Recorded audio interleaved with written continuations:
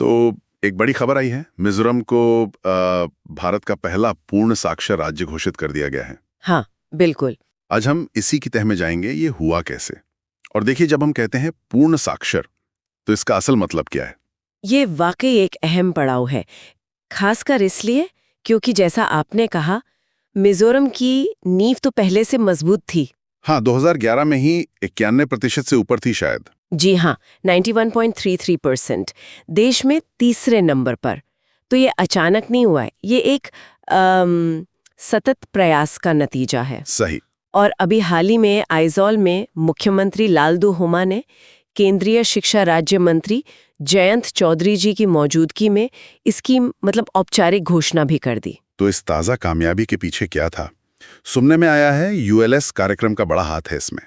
हाँ, यूएलएस यानी understanding of life long learning for all in society, जो असल में नवोभारत साक्षरता कार्यक्रम NILP का हिस्सा है, इसने मुख्य भूमिका निभाई है। अच्छा। 2023 में एक सर्वे हुआ था जिसने 15 साल से ऊपर के करीब 3026 निरक्षर लोगों की पहचान की थी। 3000 के करीब। हाँ, और उनमें से लगभग 1700 लोगों ने सीखना शुरू भी कर दिया था। और कमाल की बात यह है कि इसमें करीब 300 स्वयंसेवी शिक्षक शामिल हुए, मतलब छात्र, शिक्षाविद, विशेषज्ञ।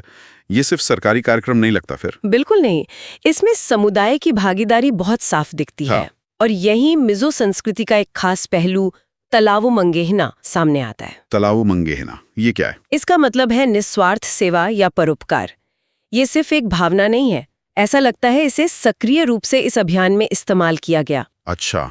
ये दिखाता है कि कैसे एक सरकारी योजना जब स्थानीय संस्कृति और सामुदायिक भावना से जुड़ती है तो वो असाधारण नतीजे दे सकती है।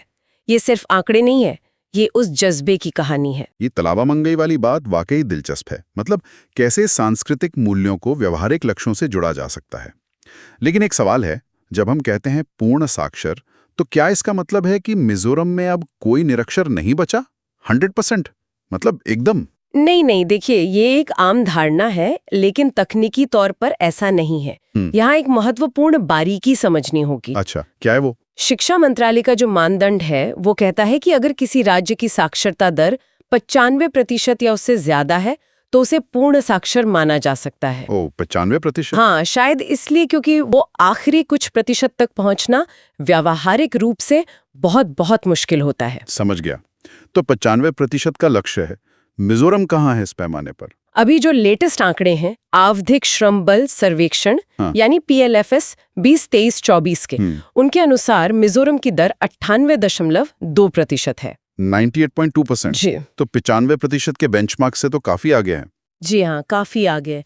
और ये PLFS एक महत्वपूर्ण राष्ट्रीय सर्वेक्षण है जो रोजगार और साक्षरता जैसे आंकड़े देता है, तो ये विश्वसनीय आंकड़ा है। और क्या साक्षरता की परिभाषा भी बदली है? मतलब सिर्फ पढ़ना लिखना? नहीं, यही एक और बड़ा बदलाव है।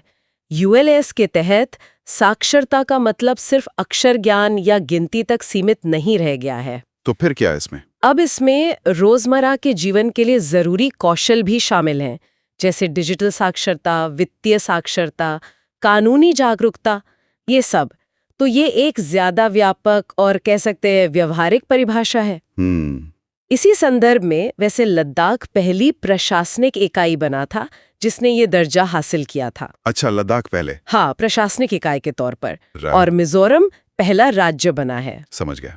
तो उसका बड़ा मतलब ये है कि मिजोरम ने न सिर्फ आंकड़ों में केरल जैसे राज्यों को पीछे छोड़ा है, केरल का शायद 96.2% के आसपास है। जी, लगभग उतना ही। हाँ, तो न सिर्फ केरल को पीछे छोड़ा बल्कि साक्षरता की एक नई, ज्यादा प्रैक्टिकल परिभाषा को भी अपनाया है। निश्चित रूप से। और राज्य यहीं रुकने वाला नहीं है। मुख्यमंत्री ने भी कहा है कि ये तो बस एक शुरुआत है। आगे क्या योजना है? अब ध्यान डिजिटल, वित्तीय और उद्यमशीलता कौशल बढ़ाने पर होगा। तो ये दूसरे राज्यों के लिए भी एक मजबूत संदेश है कि देखो, सामुदायिक भागीदारी और स्पष्ट लक्ष्यों के साथ क्या हासिल किया जा सकता है। अगर हम इसे पूरे देश के संदर्भ में देखें, भारत में तो अभी करोड़ों वयस्क निरक्षर हैं, है ना? हाँ, चुनौती बहुत बड़ी है। अनुमान है कि ये संख्या करीब 18.12 करोड़ हो सकती है। 18 करोड़। जी, और राष्ट्रीय स्तर पर जो NILP है, नव भारत साक्षरता कार्यक्रम, उसका लक्ष्य 2027 तक 5 करोड़ लोगों को साक्षर करना है। 5 करोड़ का लक्ष्य। हाँ, और मिजोरम की सफलता वो दिखाती है कि ये लक्ष्य कैसे हासिल किया जा सकता है। मतलब समुदाय का साथ, स्वयं सेवकों का वो जज्बा, तलावम मंगेना वाला, और साथ में तकनीक का सही इस्तेमाल। तकनीक का इस्तेमाल कैसे? जैसे DIKF प्लेटफॉर्म है या फिर मोबाइल ऐप के जरिए शिक्षण सामग्री पहुंचाना। तो ये एक मिला जुला प्रयास है। तो कुल मिलाकर मिजोरम की कहानी सिर्फ एक राज्य की उपलब्धि नहीं है, बल्कि एक तरह का मॉडल बन गया है। केंद्रित प्रयास, गहरी सामुदायिक जड़ें और भविष्य की जरूरतों के हिसाब से बदलती हुई साक्षरता की परिभाषा का संगम। बिल्कुल सही कहा आपने।